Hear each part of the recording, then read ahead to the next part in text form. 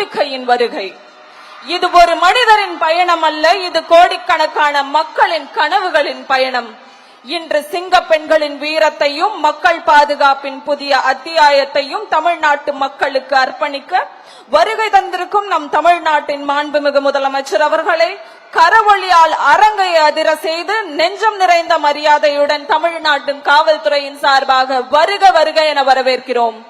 Ladies and gentlemen, our Honorable Chief Minister was invited by presenting bouquet by the senior officials. ACS Home, Director General of Police, Head of the Police Force and Commissioner of Police, Chennai City.